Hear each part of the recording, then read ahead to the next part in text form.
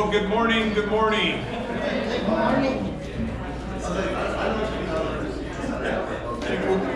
We're going to go ahead and get rolling here.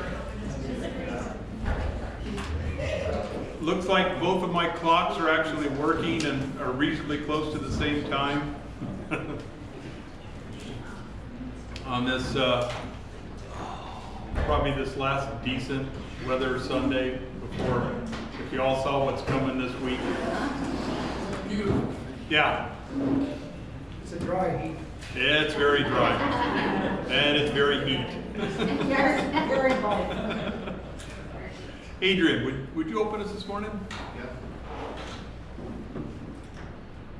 Lord, I just wanted to thank you that you got truth and the great power, Lord. I just thank you, Lord, that you've given us your word, God, that we just get to understand you and know you and see how you use these individuals who are not perfect, God. And I pray, Lord, that you just give us wisdom, understanding, and knowledge, and let this encourage us, let this convict us, God, and let us glorify you every day. I pray this in Jesus' name. Amen. Yeah, this week my son and I went up on the Rim Lakes, went fishing for a couple of days, see if we could get some trout to commit suicide on our hooks. You didn't get swallowed by a whale? What's that? You didn't get swallowed by a whale? Did not get swallowed by a whale. Although I had fish envies, we were taking our canoe out of the water. This guy came in. He had a couple of, I had no idea there was trout that big up in Woods Canyon Lake. Certainly not any of the ones that we caught, but. And for those of you that are sharing this, the video online, last week something happened to the camera. It picked up the audio, so we put the audio online if you're sharing the series with others. So I'm going to be in this week re-recording last week, which is always fun to teach a lesson to an empty room. You gonna try to lip sync? No, I just imagine where you all sit, and I try to talk to you, you know, my mental images where everybody sits. So the audio is up, but the entire presentation with the pictures and all that stuff will be up later this week. So one of those technology fun things. So in talking about last week, kind of review there, and Nebuchadnezzar had this dream and this big statue, which we talked about. In the dream, what part represented Nebuchadnezzar and the Babylonian kingdom or the Babylonian empire? The golden head. The most precious of the metals, and this thing was pretty much all metal until you got down to the toes. So it's going to be, you know, standing there, it's going to be, you know, metal in the sunlight. But man, he's told that his kingdom, and remember when you talk about a king or a kingdom, they're kind of the same thing, because the king was the representative of the kingdom. So he said, you and your kingdom are this golden head of this thing. The next section down, symbolized by the silver chest and arms, which was the Medo-Persian Empire. Who was that led by initially? Cyrus the Great, absolutely.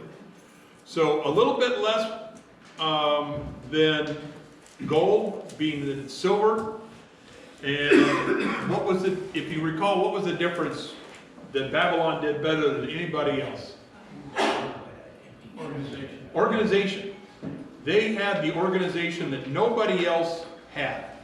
And particularly when you have an empire, when you have spread out and you have different people groups and over large land masses. Because we know that Medo-Persia had more land mass and lasted longer than the Babylonian Empire did. And Rome and the Greeks, same thing, much more land. But they said, man, nobody had an organization like the Babylonians. Of course, this entire statue is brought down by a rock that says is carved out of a mountain without human hands and smashes the feet, and then the whole thing turns to dust and gets blown away. What does the rock represent? Scripture tells us what it represented. A little more than just God. The kingdom, yes, it was the kingdom of God, kingdom of heaven. And then, of course, it grows into a great mountain and dominates everything. And it says of that kingdom that it will have no end. It's everlasting. Where all these other kingdoms fail and fall and turn to dust and get blown away. Of course, each of these kingdoms took over, the previous kingdom took over their land. But all four of these kingdoms were in charge of and oversaw who? What country is at the focus of pretty much the entire Old Testament? Israel. Israel. So when it says that they were the kingdom of the entire world, is it the entire planet Earth? No, because we know there was some kingdoms in China, others that came up out of South America, but all of these four kingdoms, actually the fifth one, the toes, all have something to do with Israel because of the eschatology that is built into Daniel. Right at the end, I gave you three primary theological truths. What was the second of those three primary theological truths that I got out of chapter 2? You're actually probably going to need your homework paper if you have it. God is omniscient. What's that? God is omniscient. Yes. God is omniscient. What does omniscient mean? Knows everything. Sometimes, you may have a kid or a spouse that acts like they know everything. But they don't. They just act like it. God actually does. And He knows everything that's coming. We're not going to go there. This isn't cue up the elbow and give somebody one of these. Now ladies, you can gear that up for next Sunday on Father's Day. So he has this dream, and this is our first step into eschatology because the king is dreaming about what is coming in the future. God says, you know what, Nebuchadnezzar, I'm going to tell you. And then Daniel has to come in and interpret it for him. And he says, man, I've got this stuff. Now that dream and that big giant statue is going to wander through his head quite a bit, and we're going to see that again in chapter 3. So again, he acknowledges God. God works on Nebuchadnezzar a lot. And actually this week and coming up shortly, we're going to see how God really finally gets Nebuchadnezzar to getting beyond just the head acknowledging of, yeah, there's a God. Because a lot of people acknowledge there's a God. Refer to him as deists. Yeah, there's a God. But until they get on their knees and say, you're also Savior. You're also in charge of my life. That's a big difference. Several years ago, when a railway train, I don't know why I put railway in there. I don't know of any other trains. I just read that. I wrote, and, yeah. Sometimes, extra, I guess I'm still used to college report writing where you use as many words as possible to get your word count because so you threw in extra words to describe because, I've got to meet this word count. I don't know. Several years ago, when a train was approaching the city of Montreal, the engineer saw a large dog on the track, barking furiously. He blew his whistle, but still the dog stayed on the track, and just as the engine came upon him, he crouched down and extended himself across the track, where, of course, he was struck by the locomotive and killed. The engineer, looking towards the front of the engines, saw a piece of white cloth fluttering in the wind as he was finally able to get the train to stop. And if you know anything about trains, you don't just hit the brake. You hit the brake and you stop about a mile or so up the track. As he got to examine that piece of cloth, he discovered it was part of a child's dress. After backing the train up, walking in the back of the train, he found not only the mangled body of the dog, but also the body of a little child. The child had evidently wandered along the track and perhaps had fallen asleep there. We don't really know why. While her faithful companion, seeing the train approaching, had done his best to save her. Bark, bark, bark, bark, bark, bark, stop. And with the train finally getting there, he did what he could faithful unto death. Like only a companion animal like that dog, that's not the actual dog, could be. We are going to see in this story today, this taking the heat, and this famous story. Pastor Jerry refers to this particular story all the time. If you were raised in Sunday school, this is one of the big Sunday school stories that you got. And remember, I introduced Daniel. I said, we're going to have epic Bible stories. We're going to have history. We're going to have eschatology. We're going to have all of this other stuff in here. And we're coming in that today. But what we're going to see is 3 men who were faithful unto what they saw as death. Now, God, of course, is going to have a different outcome to the story. I hate to start the Sunday off with this big downer. You know, there's a website called Does the Dog Die? Up for movies. So you can go on there, any movie you see that's got some dog in it, you can go on there and check it to see if the dog dies. Because people get so messed up if the dog dies. And yet in this story, it's that kind of faithfulness, depending that their own life is willing to be forfeit, that we're going to really kind of key on. So let's get into it. We're going to we're going to be in Daniel chapter 3 today. Can somebody read the first 7 verses? Go ahead. Nebuchadnezzar the king made an image of gold, whose height was 80 cubits, and the breadth thereof 6 cubits. He set it up in the plain of Dura, in the province of Babylon. Then Nebuchadnezzar the king sent to gather together the princes, the governors, and the captains, the judges, the treasurers, the counselors, the sheriffs, and all the rulers of the provinces to come to the dedication of the image which Nebuchadnezzar the king had set up. The princes, the governors and captains, the judges, the treasurers, the counselors, the sheriffs, and all the rulers of the provinces were gathered together unto the dedication of the image that Nebuchadnezzar the king had set up. And they stood before the image that Nebuchadnezzar had set up.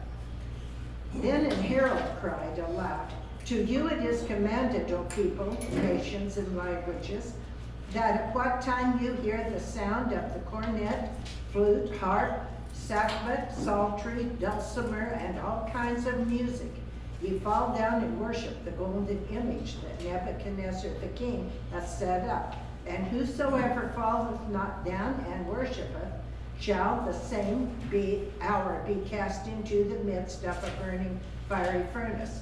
Therefore at that time, when all the people heard the sound of the cornet, flute, harp, sackbut, psalter, and all kinds of music, all the people, the nations, and the languages fell down and worshiped the golden image that Nebuchadnezzar the king had set up. Wow. So this kind of sets up the rest of the story. Where do you think old Nebuchadnezzar got the idea for a giant golden statue? Pretty much. Now, the time frame here is a little in question. It's obviously sometime after the event of chapter 2, but how long after, we don't really know. Probably, and most Bible scholars think it was a relatively short time. Dr. Walvard and others think that the background for this episode, in fact, may be a coup attempt, and again, this is in secular history, a coup attempt that happened, and this is the way that kingdoms changed kings on a very regular basis. You killed the last guy and you took over. So there was a coup attempt in roughly December 595 to January 594 BC. And so not long, and this, like I said, and this you can find in the Babylonian Chronicles. Secular historians talk about this, and they tried and failed. And so, but it kind of makes sense to Walbert and some of these other Bible scholars that, okay, now with him having beat this down, he's calling in all the leaders and has built this statue. Okay, we're going to have a loyalty test here. Because we just had a problem and somebody tried off me and take over. Daniel apparently is not present. He's not mentioned in this story at all. Remember, he's been left in charge, Daniel, after the dream, he's been put in charge of Babylon itself. So chances are he's still back running the city while the king has had this thing built and has gathered the leaders from every place else, from the entire Babylonian Empire, to come in for a loyalty oath. Y'all come in here to the capital. I built this giant thing that kind of looks like me, out of gold. Again, where do you think he got the idea for that? So instead of just being the head, what did he do? I'm all gold. The original Midas. I have the golden touch. So he has his statue built. Now, it's probably not solid gold. More likely it's going to be a gold overlay, but even that, it's still pretty darn impressive. It's 90 feet high. I know Juanita read it in the King James, so it's all this cubit things, and nobody measures with cubits anymore. So let me put you into our measurements. It's about 90 feet high, including the base. Because if it was 90 feet high just standing on the ground and only 9 feet wide, it's going to be very oddly shaped. Plus, to support something this big, it's going to have a good base to it. But still, it's impressive. You're standing there, it's a 9-story building of a golden statue that looks like the king. That's impressive. You're not gonna miss it. Yeah, you're not going to miss it. And 9 feet wide. Yes? Heritage Academy is about 70 foot high. What is? Heritage, just to give you the steeples. Oh, yeah, at the Heritage Academy on Baseline. That gives you kind of a visual reference as you're driving down Baseline. It's another 20 feet higher than the steeple on the Heritage Academy building. 9 stories. Yeah, 9 stories. This is big. Very impressive. Now, large statues made by ancient kings really, yeah, there's the picture. So on the big stand, and now obviously this is just an artist's recreation of it. We don't have an actual picture of it. We don't have any leftover pieces of it.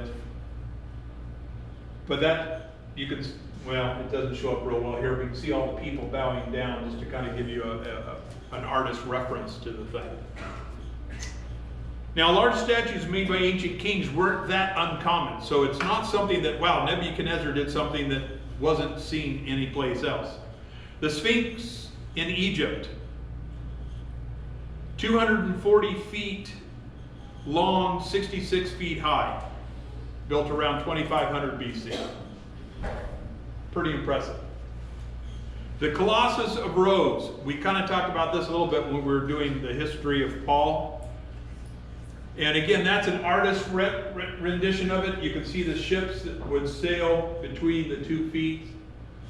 The reason we know about how big this thing was, because this part of it still exists. So pretty darn impressive. So the Colossus of Rhodes. Colossus of Rhodes was about 105 feet high, taller than Nebuchadnezzar's statue. About a 10-story, almost 11-story building. Harry, where is that? Rhodes, Greece. So yeah, you can still see the one remaining part of that statue. And that just gives you a size reference. So again, the fact that he built this thing isn't terribly unusual. The statue of Zeus at Olympia, which we only know about from descriptions, 40 feet high, overlaid in gold, built somewhere around the 5th century BC, so somewhere in the kind of the same time frame that Nebuchadnezzar is building his. So the fact that he built this thing isn't unusual, because we see this throughout the Mediterranean by other kingdoms that have built something very big, very impressive.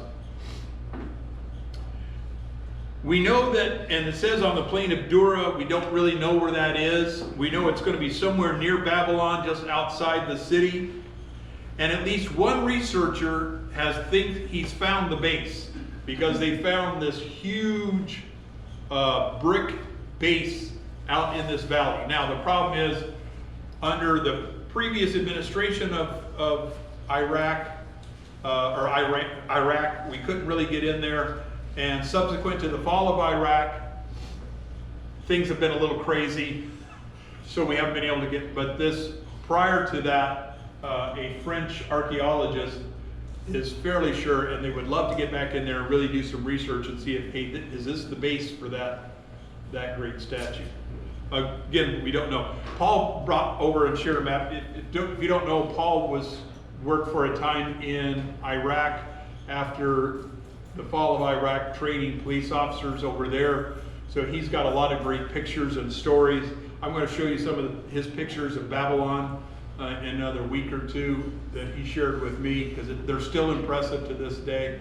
But it's also funny, he brought me over a map that's for tourists for Iraq. Because right after the fall of Iraq, they figured this is going to be the next big. There's a ton of history in Iraq and a ton of biblical history in Iraq, and they were thinking that, wow, this is going to be the next big, people are just going to come visit like crazy. Of course, the country went, and that didn't. So he has this map that he got that's printed for tourists that never really happened because the tourists never really got there. But like I said, one researcher thinks he's found this base. Then they're going to dedicate this thing. And it names 7 different classes of officials. And in keeping with the culture of the time, you start with the most important and work down the list. So as you're reading down that list in whatever translation you have, the most important officials are named first, and it goes down the list as you're reading through it. This is probably going to be several hundred people. This is going to be a pretty good-sized crowd. One Bible scholar is estimating maybe even upwards of 1,000. He was kind of at the top number from what I saw. Most of them have it in the 300 to 600 range. But again, we don't really know. We're just guessing on the size of the Babylonian Empire and these level of officials. Anyway, it's going to be a nice-sized crowd out looking at this giant golden statue. Their loyalty was to be demonstrated by bowing before the statue. And see, that's why Dr. Walbert and some of these other theologians, these other Bible scholars, think it was right after this coup, because now he wants a physical representation. None of y'all are trying to kill me, right? And here's how I'm going to know it. You're going to bow before a giant statue of me. Apparently it's a very international affair, because we see that the herald addresses the crowd as peoples, nations, and men of every language. And Babylon has conquered a ton of land and a ton of different peoples with different languages. So this is going to be some giant loyalty test of all of these people that are under Nebuchadnezzar's thumb. And what are the instructions? Well, the instructions are to bow when they hear music. And several times he gives us this entire list of instruments. Again, I don't know why we get the list of instruments several times. I don't know if this, he's used to writing college papers as well and had to stretch it out. Give me the list once, I would have been fine.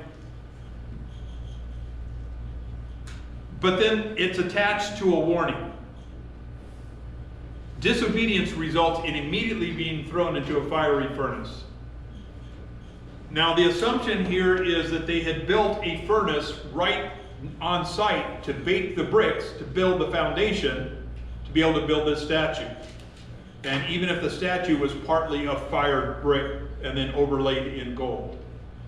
So they're going to need a production site right there. So he's got this furnace right there off to the side. It's already heated up. It's already billowing smoke. So when the instructions come out, this crowd has gotten out there. Here's the smoke from the furnace over there. I'm standing before this big giant statue, 90 feet high. And the instructions are, when you hear the music, you're bowing down, or see that right over there? That's where you're going.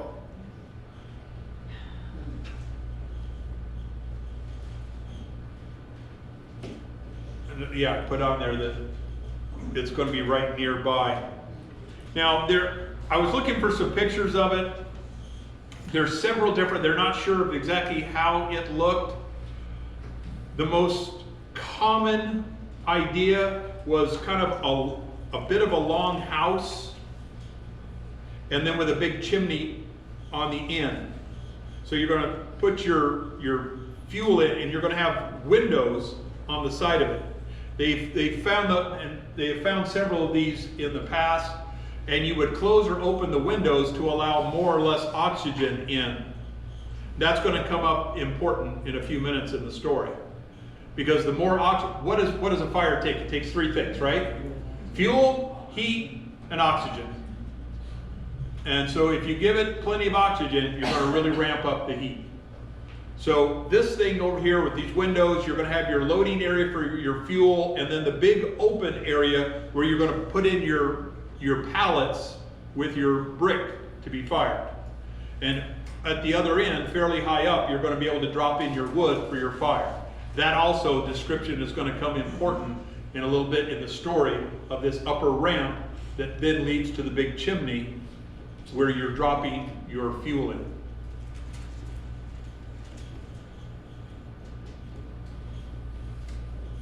Now, this punishment wasn't heard of. People think, well, geez, burning people alive. Jeremiah 29, verses 21 and 22, the prophet Jeremiah recounts a story, which I have here somewhere. Oh, there we go. This is what. Now I'll stop back in verse 20. Hear the word of the Lord, all you exiles I have sent from Jerusalem to Babylon. This is what the Lord of hosts, the God of Israel, said to Ahab, son of Koliah, and Zedekiah, son of Maaseiah, the ones prophesying a lie to you, false prophets, in my name. I am about to hand them over to Nebuchadnezzar, king of Babylon, and he will kill them before your very eyes. Based on what happens to them, all the exiles of Judah who are in Babylon will create a curse that says, may the Lord make you like Zedekiah and Ahab, whom the king of Babylon roasted in the fire. So see, this wasn't something Nebuchadnezzar just did for this occasion. He had done this before. Yes. He had a fiery temper. Nothing? Sorry, okay. I'm warming up for Father's Day with dad puns. And he had done this before, so when he's now saying this is what's going to happen to you, do you think the crowd believed him? Yeah, I've got a smoking furnace going over here. He's already burned, toasted people up before, so now he's got everybody's undivided attention. And music is interesting because music is the signal. Music, what he has is an early audio-visual impact. Much like the fact that I go to the time of making this PowerPoint, bringing up pictures and whatnot, because I understand there are three kinds of learners. Some of you are visual learners. You pick up more off of this than anything. And when I'm talking, all you hear is the Charlie Brown teacher. Others of you are experiential. That's why I have the handouts. Because you have to write something down. That's the way your brain functions. And then the other third of you are auditory. Yeah, that's nice and interesting, and you may read it or not, but it's what you hear. Well, he understood all of this, so he has the herald giving him the broadcast. Okay, you auditory learners, you just heard it. For the visual folks, he's got a 90-foot high golden statue, a smoke and fire going over here. And the experiential folks, well, they're about to get the experience. Because he's tied music into it. So he has this audio-visual impact coming. See, our enemy never forgets that we are designed for worship. That's when God made Adam and Eve, that's what he made them to do. That's what you are created to do. You will and are worshiping something. Everybody on this planet is worshiping something. A lot of times it's themselves. But our enemy never forgets that we're designed for worship. He also understands that humans are drawn to sounds, especially to cadence, rhythm, and harmony of music. Think about how music and sound is used in movies to manipulate your emotions. I want to say quiet, please. What's that? Oh. Music, I think one of the all-time greatest method or music that manipulates your emotions was found in the first Jaws movie. Yeah. 2 notes. Dun, dun. Dun, dun, dun, dun, and then playing them faster. I read the story when the guy, because he had asked this, the guy who wrote most of the songs for it, he said, I need something to, and he came right back and he said, dun, dun. I said, that's it, he said. Dun, dun. And then, trust me. And then, the first time you ever watch Jaws, and you hear that, and then that thing comes out, then there's another scene in that movie where where there's somebody they're diving, and that song comes on, and the shark doesn't even show up, and you're just going, ah, he's gonna get bit. It's in the area, manipulating you with. This music manipulated and was designed to get the crowd's attention and focus. It is psychologically brilliant. But see, our enemy knows that and uses music that way against us. I worked for years, I did off-duty gig at Cricket Pavilion, I don't know what it's called now. Auction Pavilion out there on McDowell, or in Canto and about 79th Avenue. The big outdoor, and I have seen people based on, and I worked every kind of music group there was, from rap to country to rock to classics. Everybody came through there. And the way the crowds would go absolutely getting into it and going nuts and swaying and stuff, and I'm looking at that and I'm seeing Nuremberg. I'm seeing all kinds of other things where music was played there long before the speaker ever got up to get the crowd's emotions built to a particular frenzy. And I thought, here it is again. I'm watching it again. So this is just the psychology of this is incredible. So there's wind instruments, string instruments, percussion. And you know, these aren't going to be just some scratch-togethers. He's got the best musicians that money can buy. This is going to be a sound that is like no other. The music plays. This probably just a cacophony of sound with this huge, best money can buy orchestra. And 200, 300, 400, 500 people, I remember, were there, all bow down. Talk about a psychological loyalty test. Except for 3 guys. Y'all think they stood out?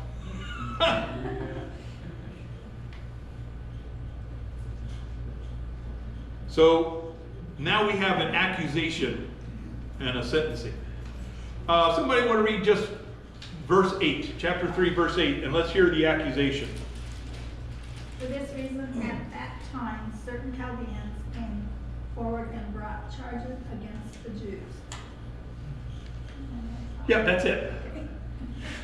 I just looked at 8. So the accusation, the accusers, first off, are Chaldeans. These are native borns. These are local guys. Of course, we also saw them, they were kind of the chief astrologers. You know, they were tracking the planets. You think maybe, remember what happened after the dream?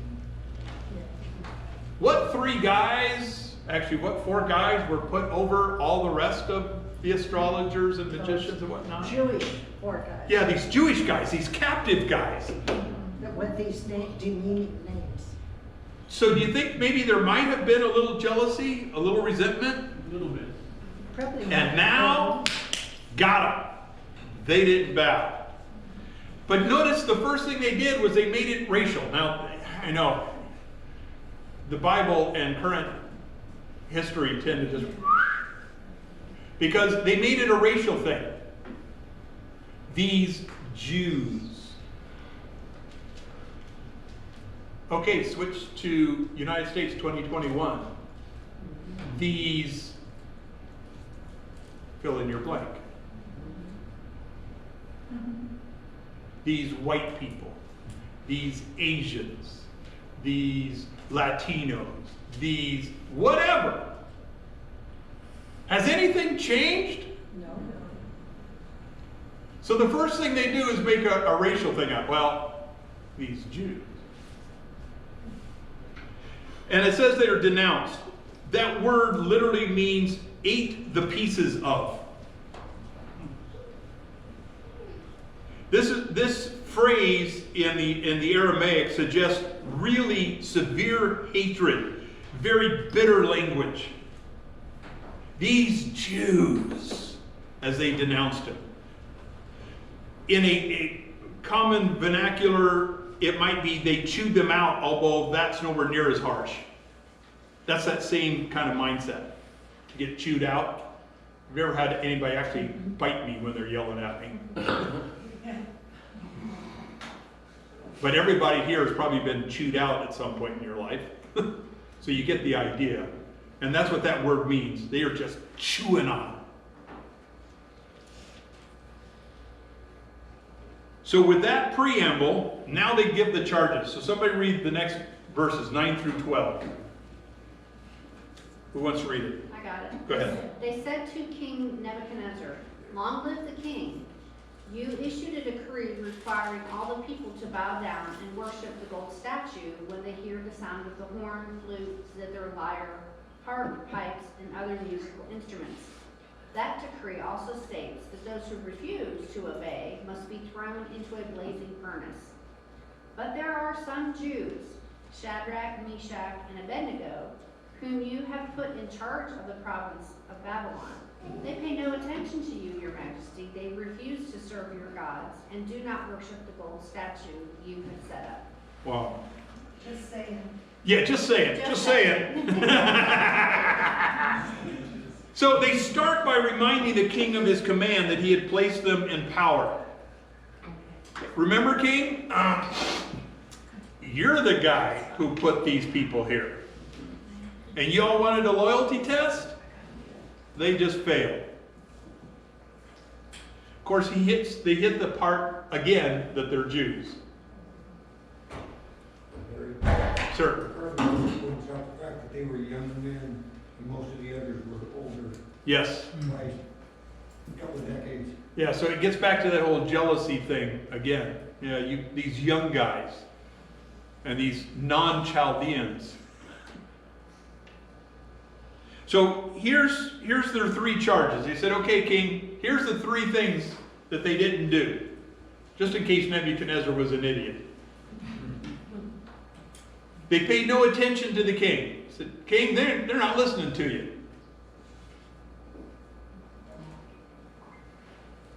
Anybody got brothers or sisters? Do you ever get snitched off by your brothers or sisters? Oh, yeah. Does this sound familiar?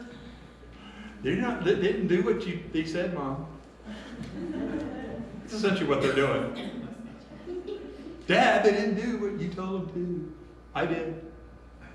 That's what they're doing. The next charge, they didn't serve the king's gods. You know what, king? We've also noticed that we have this pantheon of gods, and these guys don't serve the same gods that you serve. So, see, this is a long-standing thing with them because this had nothing to do with what had just happened. They're dragging out everything they can think of. Then the third charge, they refuse to worship the golden, here's the biggie. They refuse to worship the golden statue the king himself had set up. So they remind the king what he said, then they lay out the charges and they save the biggie for last. What did the king, through his herald, had just told the entire crowd? What happens? You're going in the fire if you don't do this.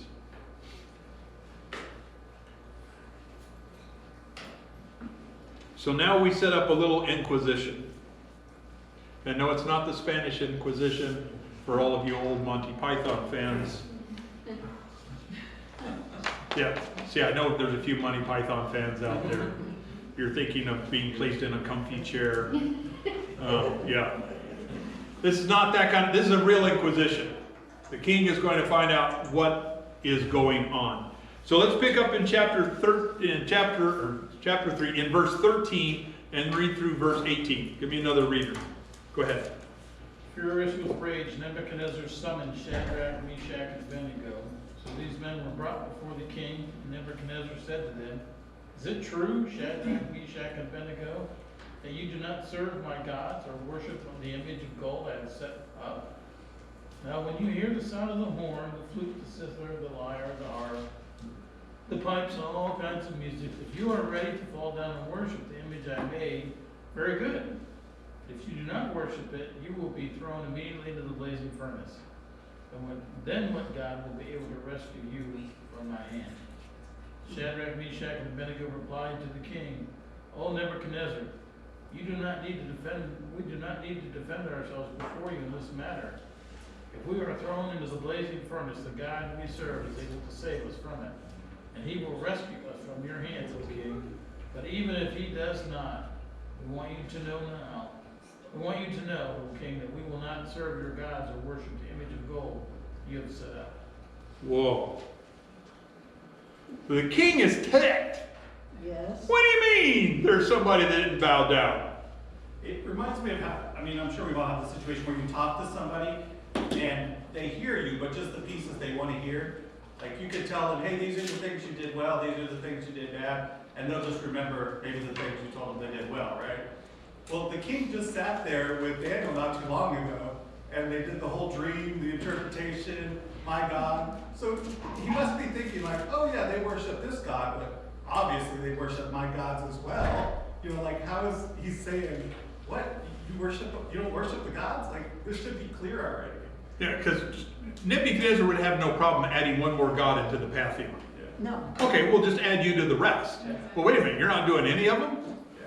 Also, Nebuchadnezzar set it up perfectly according to God's plan. When he was dealing with Daniel, they said, only the gods, a God can tell you the dream you had and its interpretation. Now he says, and who is the God that can deliver you? I mean, he sets up the perfect scenario himself in his own language. Yeah, this question of, and what God is going to save you right now? But the thing that's interesting here is apparently he likes them, or they've been doing a good job for him because he gives them a second chance. Right. Well, apparently these guys now they're high up in the government, and if 3 of his people who are high up are starting to oppose him, then other people are going to hear about it. If he says, well, yeah, whatever.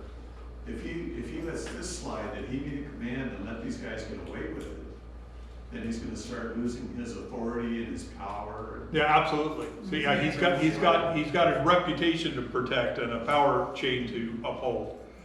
But they said, but even with that, apparently he likes him because he gives them a second chance. Says, hey guys, maybe y'all didn't just understand it. So I'm going to give you another shot. I've got the musicians all queued up again. I'm going to play it again, and this time just go ahead and do it, and we'll call it cool. All right? The problem comes though when he challenges their God or any God to stop what he wants to do. And just like Juanita brought out, just a few years earlier, he said this about Daniel's God. Surely your God is the God of gods and the Lord of kings. Chapter 2, verse 47. But he apparently has kind of moved off that track and says, what God can stop me from punishing you? Well, God's going to answer that challenge. That gives us a full look at our human ego. Oh, yeah. Oh, yeah. How easily we're distracted from what we know to be true if somebody's flattering us and building us up. And a few years earlier, he said he's God of gods and, start to believe our own hype, right? right? Oh yeah, absolutely. Nobody can stop me. I love their reply. For real. Talk about, a little chutzpah. Their reply was they didn't need to give an answer to this charge. Their minds were made up. We don't have to answer this. We are loyal unto death. That's why I gave you that word picture of that dog. Just a dog. But they said, we are standing loyal. We will not move. As to the threat of death, they did tell him that their God was able to deliver him from the king's hand. They did address that. What God or gods can stop? They said, our God can deliver us from that thing. But if not, now this isn't questioning God's ability. They're just saying we don't know what his sovereign decision is going to be. But they said, basically they're saying, we're okay with it either way. Yeah, we're good. Our God has us like this, and we're good either way. He can save us. We know that for a fact. But even if he doesn't, he is still sovereign. Now this is pretty darn courageous. But I think it really dovetails with what Jesus will tell his father. In fact, does somebody look at Matthew 10:28 real quick? Volunteer.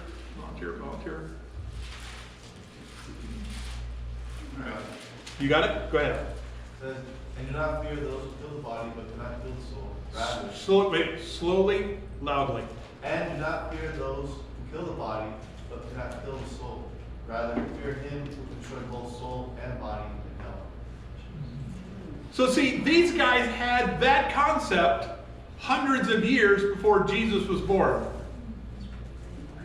They already understood that. I'm not afraid of anybody that can kill my body, because anybody can do that. That ain't no big thing.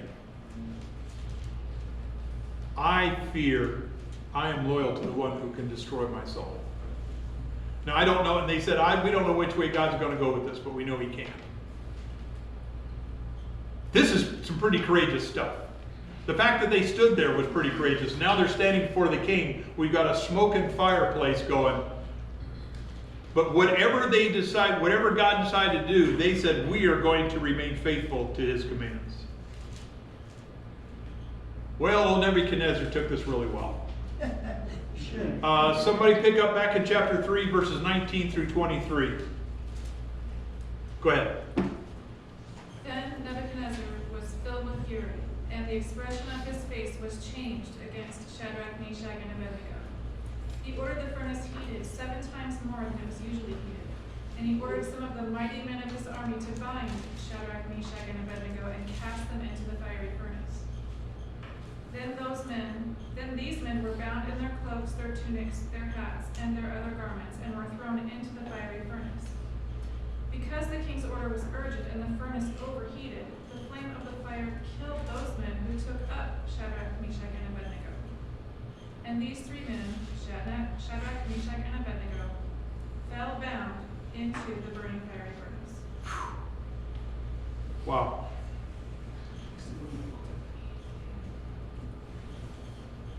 If Nebuchadnezzar was mad before, the terminology here says he was just enraged. He was beyond himself. He was quivering mad. You ever seen somebody quivering mad? Yes. Where they're just vibrating and they're so mad? That's where he's at. It says his face changed. His face contorted. He is ticked.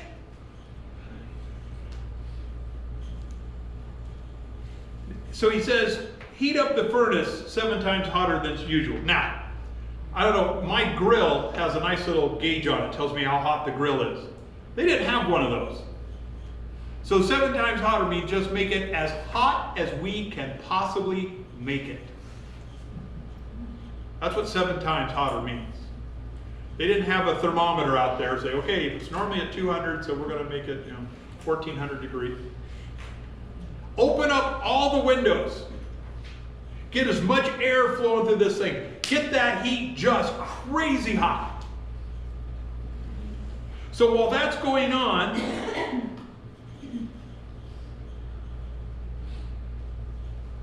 He then commands some of his strongest men. And I want to know why. The scripture doesn't tell me. This is another one. This is another one I wrote down on my list I want to take to heaven with me. Okay, God, explain, or have somebody explain this one to me. Why the strongest men?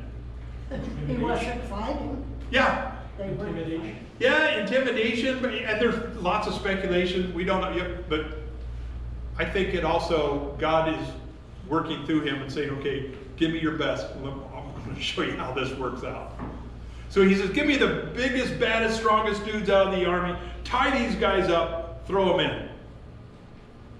It's done so quickly, they don't even have them disrobed. Normally their clothes would have caught fire extremely quickly. Key on that. But if it's that hot, fact is, the chances are, because fire needs what? Fuel, oxygen, heat. So as you're coming up and it's that hot, and there's oxygen and there's fuel, phew, your clothes would just ignite. Fire retardant ropes. Yeah, fire retardant. Yeah. Yeah, probably not a thing. Didn't have that.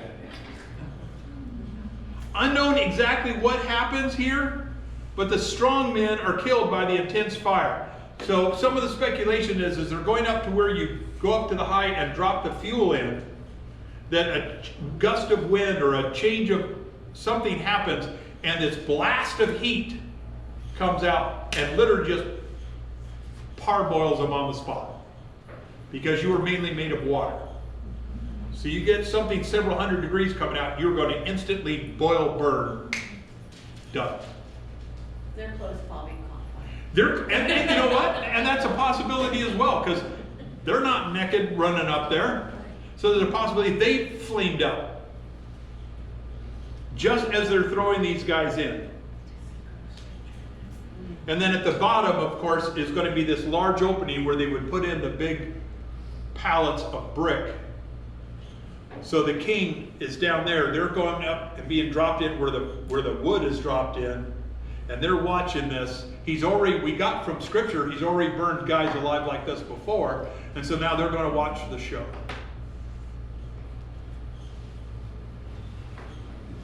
And we get the terms, but God. The greatest phrase, and it's not in here in scripture, but it shows up a lot in scripture, but God. And this is a but God moment. So let's pick up the story, verses 24 through 30. One more reader. Volunteer? You read it. I'm going to give somebody else a shot. Steve, you got it? Yeah. Verses 24 through 30. Then Nebuchadnezzar, the king was astonished, and rose up hastily and spake and said unto its counselors, Did not we cast 3 men bound into the midst of the fire? Then they answered and said to the king, True, O king. He answered and said, Lo, I see 4 men loose, walking about in the midst of the fire, and they have no hurt. And the form of the 4th is likened to the Son of God. Then Nebuchadnezzar came near to the mouth of the burning fiery furnace, and spake unto Shadrach, Meshach, and Abednego, Ye servants of the Most High God, come forth, and come hither. Then Shadrach, Meshach, and Abednego came forth from the midst of the fire. And the princes, governors, and captains, and the king's counselors began gathering together, saw these men, upon whose bodies the fire had no power, whom was a hair on their head singled, neither were their coats changed, nor the smell of fire had passed on them.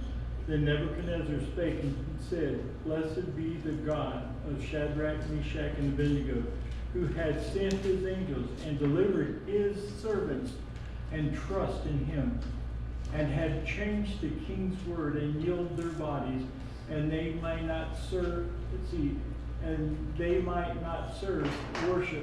nor worship other gods except their own God. Therefore I make a decree that every people, nation, and language shall speak anything amiss against the God of Shadrach, Meshach, and Abednego shall be cut into pieces, and their houses shall be made a dunghill, because there is no other God that can deliver after this sort. Then the king promoted Shadrach, Meshach, and Abednego in the province of Babylon. Love it. Love it. Love it.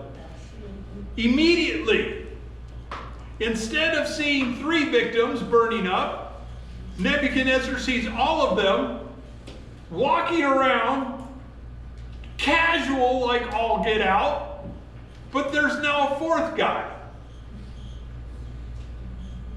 He confirms with his staff, hey guys, didn't we just throw 3 in? Oh yeah, 3, we counted 3, you 3, yeah, 3, yeah, we all agree it was 3. And he said, but there's this 4th person, and actually kind of the better translation instead of son of God is sons of the God, a son of the gods. I.e. an angel or a divine being. He's seeing divinity in this. He said, there's the 3 guys, but then there's 4th guy, and this guy's obviously divine, and they're just walking around.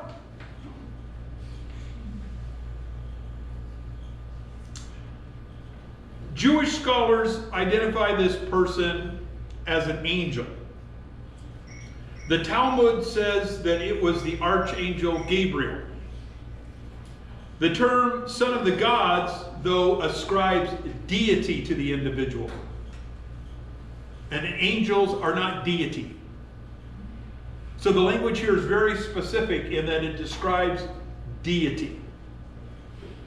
So most conservative theologians believe that this was a theophany. There's one of those collegiate level words. This was a pre-incarnate Jesus who's there. It's God with them. See, they fell into a fire, and who was already standing in the fire waiting? God was already there. Jesus was already there. Brothers and sisters, when we fall into fires, which happens, guess who's already there? Standing, waiting, saying, yeah, it's hot, welcome, come on, I got you, I'm here. It didn't surprise me, and I didn't have to go, oh wait, they got thrown in a fire, I got to get down there. He's already there. Nebuchadnezzar, maybe to get a better look, comes near. Now understand the way it's designed, kind of this big long furnace area with the fire chimney out the end. All the windows are open, it's sucking oxygen. It's going to be kind of a wind tunnel. So you can come up fairly close to the opening because the air is going that way. It's going in and going up the chimney. It's getting to the fuel, and that fire is just sucking oxygen as hard and fast as it can. So Nebuchadnezzar comes up as close as he can because he wants to get himself a better look.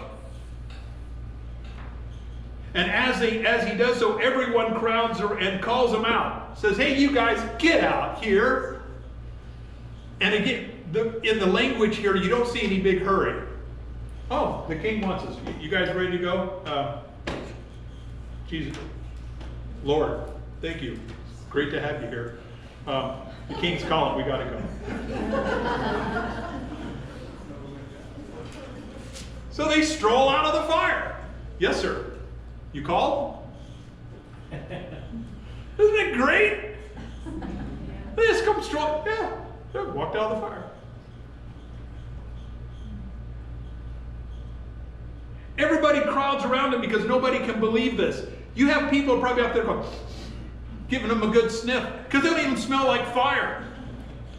One of my favorite restaurants just closed recently. It was up on I-17. It's called Fajitas. Oh, I miss it so bad. They handmade the tortillas right there. Yeah.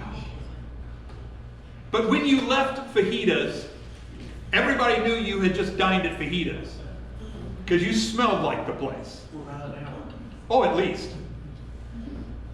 Or, until you washed your clothes.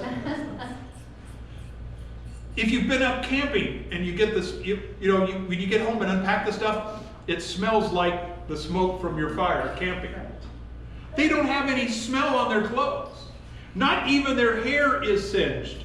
Nothing. Everyone is convinced they had just witnessed a miracle. And yes, they had. So what's the result? Nebuchadnezzar praises the God of Shadrach, Meshach, and Abednego. Remember, what did the Chaldeans try to do? He realized they had stood firm and were willing to die if necessary. If you're a boss or a business owner, do you want somebody like that working for you? Somebody with that kind of loyalty? I will not be moved. The king is impressed. He then puts out a decree that no one is to say anything against their God. Of course, maybe he's a little bit afraid. Remember what he had just said? You know, what God can stop me? And he just found out. He said, nobody talks bad about this guy because I don't want to. Sorry. It's interesting though that he still doesn't get that there's only one. Yeah, that's coming. God's going to finally get it. But this is his second face-to-face. And what's the reason? Well, and what does he tell? He says, anybody talks bad about him, I'm going to cut them limb from limb, make their house into a dung heap. Did we hear that before? Yes. Back in chapter 1. This is one of his regular things. And the reason, he says, because no other God can save in this way. He's prayed to Marduk and the other gods, and he's never seen a God do this before. He asked the question. What a great setup. What God can stop me? God says, I can't watch. Not even their hair is singed. Your big strong guys, that heat came busting out, killed them right up there. In fact, we got to cool the thing down because we got to send somebody up to get those bodies down off the ramp. See, that's behind the story we forget. There's still dead soldiers up there. And he said, not even their hair. Then the king promotes them to even higher levels of service, much to the Chaldeans' chagrin, I'm sure. Oh crap, this didn't work out. If we thought they were our bosses before, now they're our boss's boss.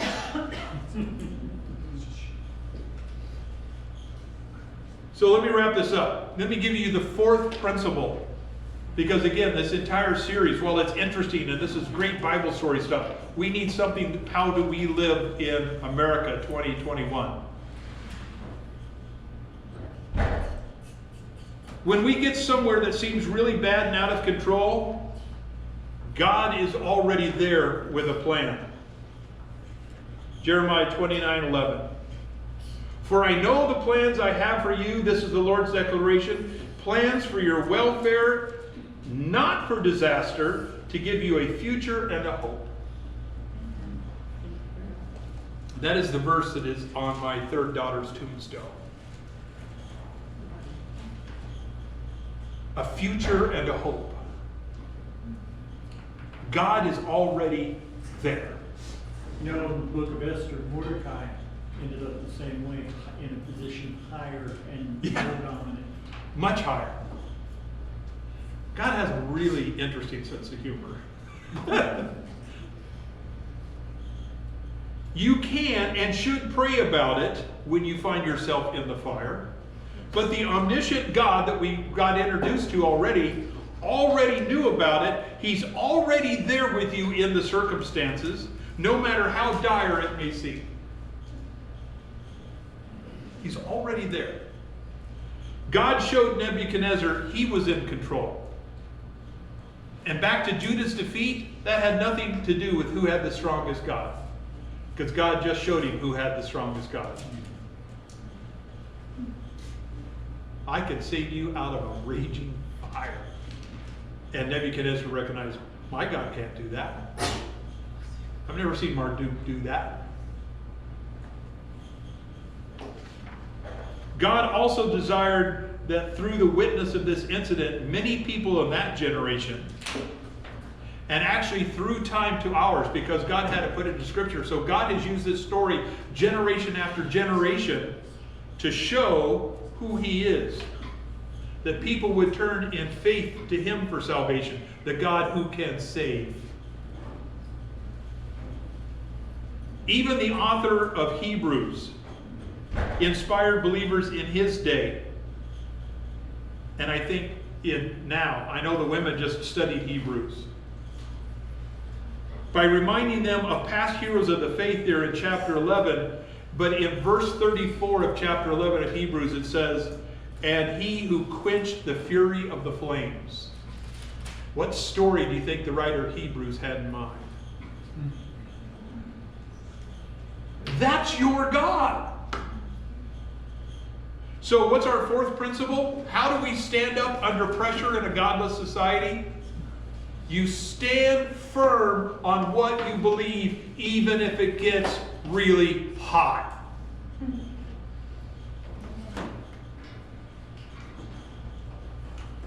Like the dog in my opening story, even when you see that train coming, you give everything you got. And when it comes down, you lay down and trust in the God who can save like no other. With the same mindset that the boys had. Now, I don't know if God's going to deliver me from this or not, but He's sovereign. And I'm still not going to do that. In the words of Jesus, I'm not afraid of anybody who could kill this. I'm afraid of the person that can deal with my eternal part. That's how we stand up in a godly society.